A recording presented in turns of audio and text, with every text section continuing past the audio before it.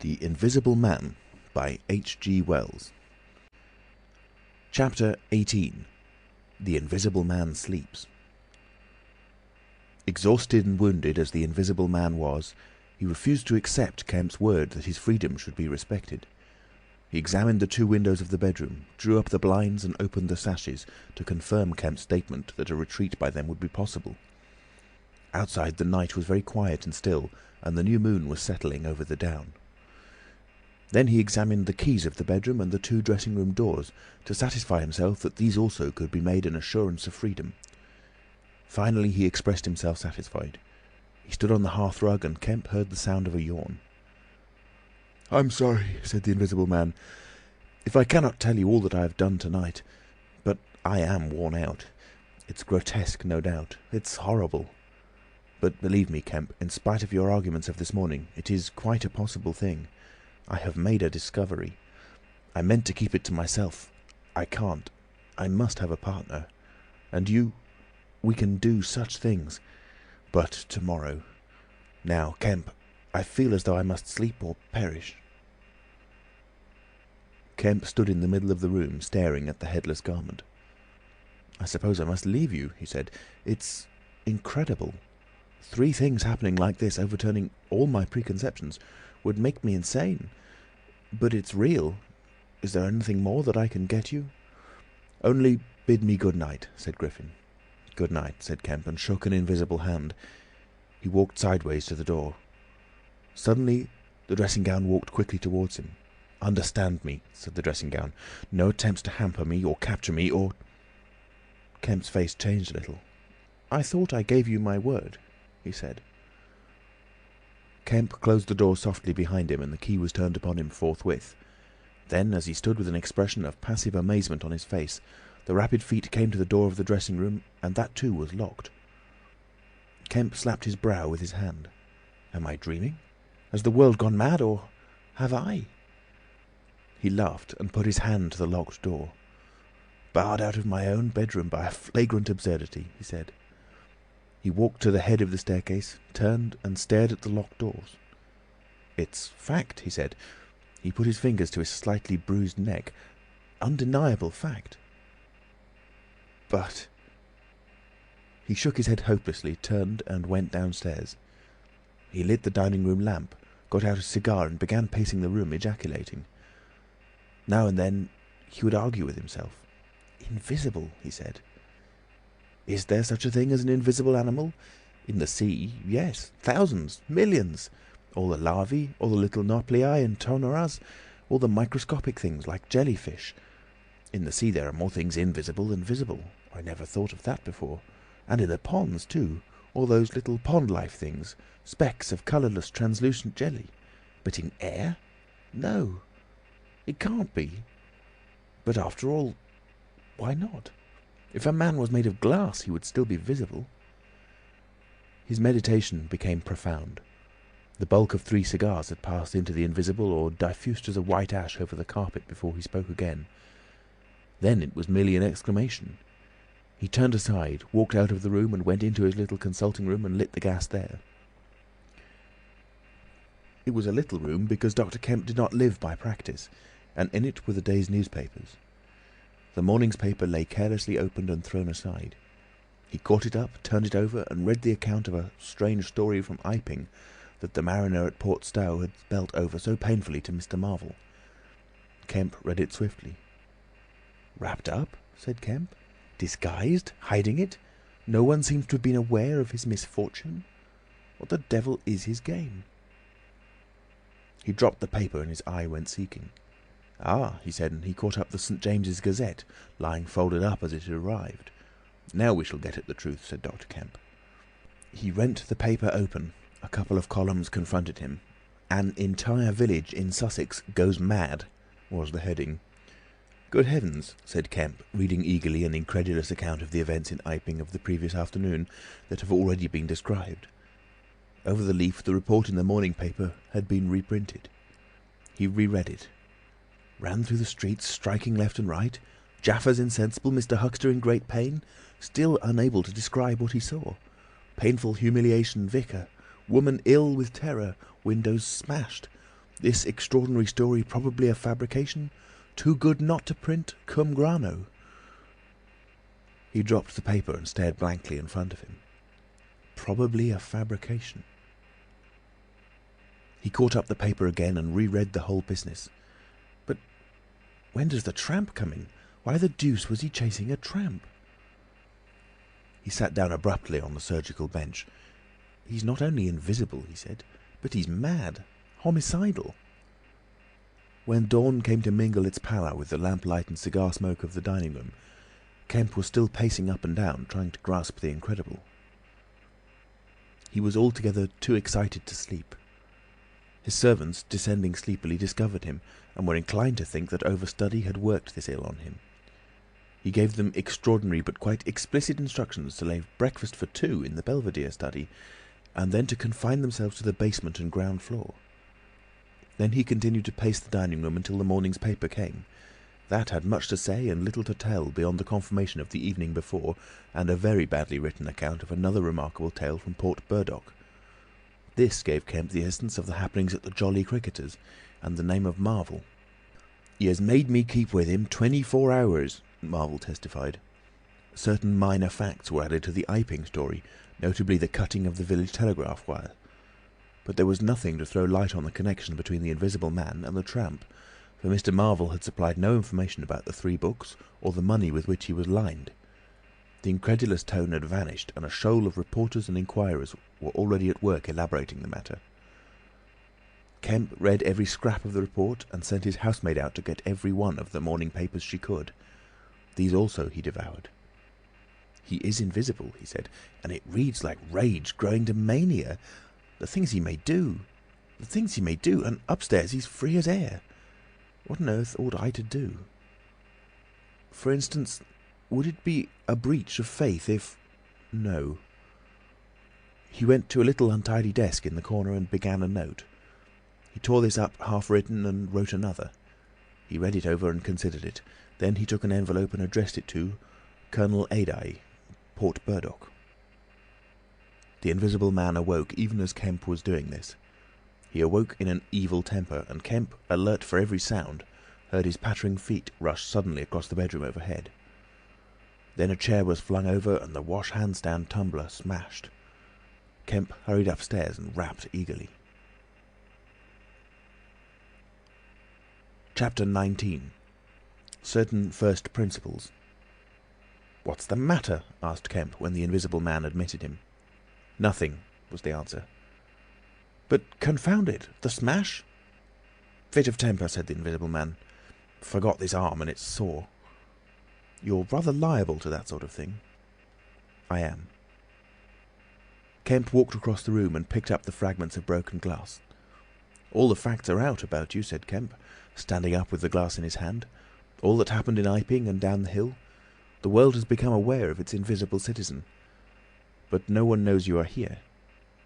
The Invisible Man swore. "The secret's out. I gather it was a secret. I don't know what your plans are, but of course I'm anxious to help you." The Invisible Man sat down on the bed.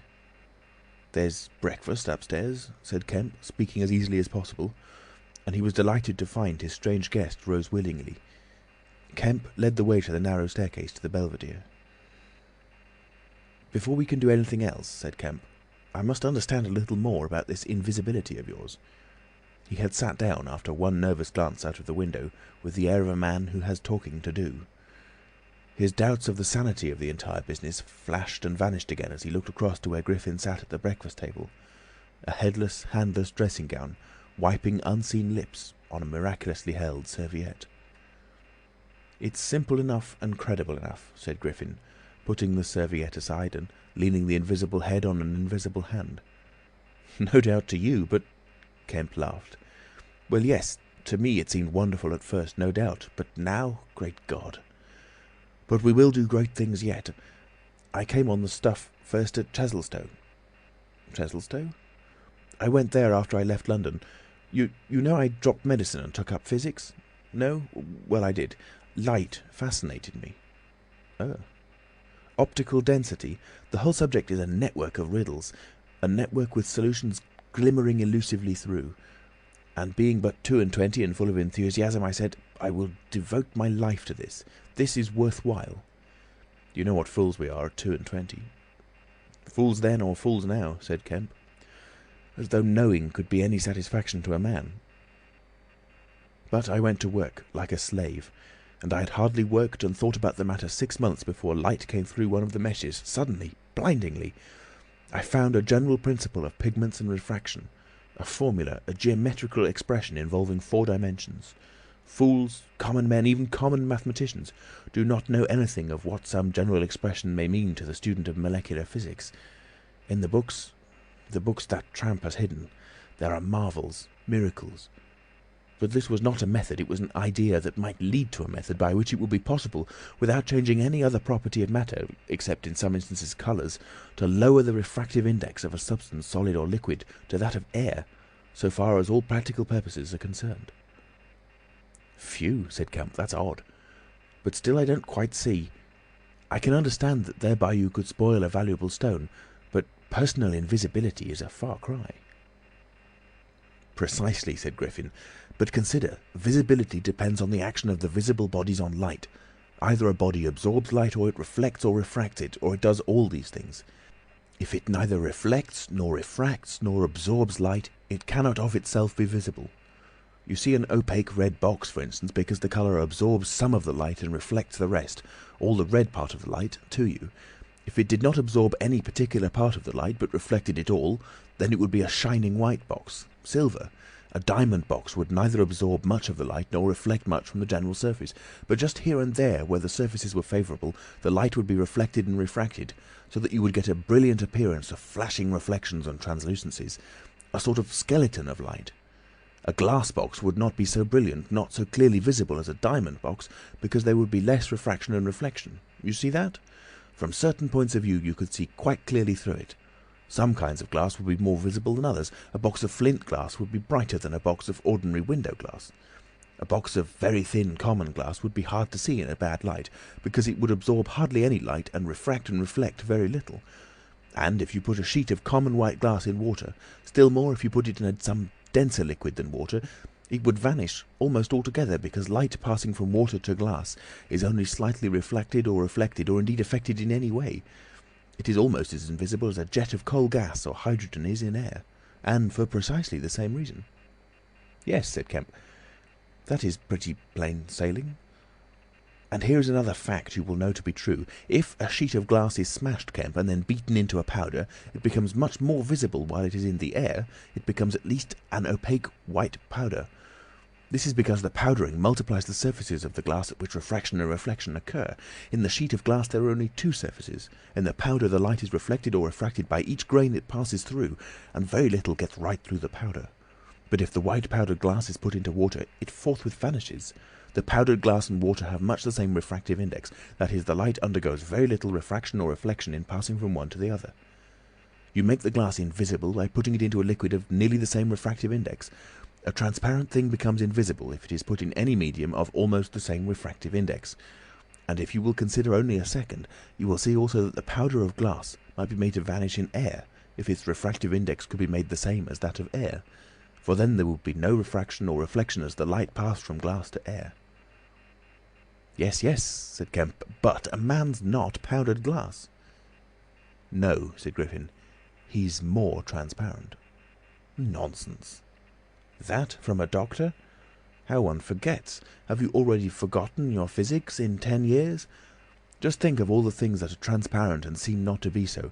Paper, for instance, is made up of transparent fibres, and it is white and opaque only for the same reason that a powder of glass is white and opaque. Oil-white paper, fill up the interstices between the particles with oil, so that there is no longer refraction or reflection except at the surfaces, and it becomes as transparent as glass. Are not only paper, but cotton fibre, linen fibre, wool fibre, woody fibre, and bone, Kemp, flesh, Kemp, hair, Kemp, nails and nerves, Kemps. In fact, the whole fabric of a man, except the red of his blood and the black pigment of hair, are all made up of transparent, colourless tissue. So little surfaces to make us visible one to the other. For the most part, the fibres of a living man are no more opaque than water. Great heavens, said Kemp, of course! Of course! I was thinking only last night of the sea larvae and all jellyfish. Now you have me, and all that I knew and had in mind a year after I left London, 6 years ago. But I kept it to myself. I had to do my work under frightful disadvantages. Oliver, my professor, was a scientific bounder, a journalist by instinct, a thief of ideas. He was always prying. And you know the knavish system of the scientific world. I simply would not publish and let him share my credit. I went on working. I got nearer and nearer to making my formula in an experiment, a reality. I told no living soul, because I meant to flash my work upon the world with crushing effect and become famous at a blow. I took up the question of pigments to fill up certain gaps, and suddenly, but by design, not by accident, I made a discovery in physiology. Yes? You know the red colouring matter of blood? It can be made white, colourless, and remain with all the functions it has now. Kemp gave a cry of credulous amazement. The Invisible Man rose and began pacing the little study. You may well exclaim. I remember that night. It was late at night. In the daytime one was bothering with the gaping, silly students, and I worked then sometimes till dawn. It came suddenly, splendid and complete in my mind. I was alone, the laboratory was still, with the tall lights burning brightly and silently. In all my great moments I have been alone. One could make an animal, a tissue, transparent. One could make it invisible, all except the pigments. I could be invisible, I said, suddenly realising what it meant to be an albino with such knowledge. It was overwhelming. I left the filtering I was doing and went and stared out of the great window at the stars. I could be invisible, I repeated. To do such a thing would be to transcend magic, and I beheld, unclouded by doubt, a magnificent vision of all that invisibility might mean to a man, the mystery, the power, the freedom. Drawbacks I saw none. You have only to think, and I, a shabby, poverty-struck, hemmed-in demonstrator, teaching fools in a provincial college, might suddenly become this. I ask you, Kemp, if you, anyone, I tell you, would have flung himself upon that research, and I worked 3 years, and every mountain of difficulty I toiled over showed another from its summit. The infinite details and the exasperation. A professor, a provincial professor, always prying. When are you going to publish this work of yours, was his everlasting question. And the students, the cramped means. 3 years I had of it. And after 3 years of secrecy and exasperation, I found that to complete it was impossible. Impossible. How? Asked Kemp. Money, said the Invisible Man, and went again to stare out of the window. He turned around abruptly. I robbed the old man. Robbed my father. The money was not his, and he shot himself. End of chapter 19.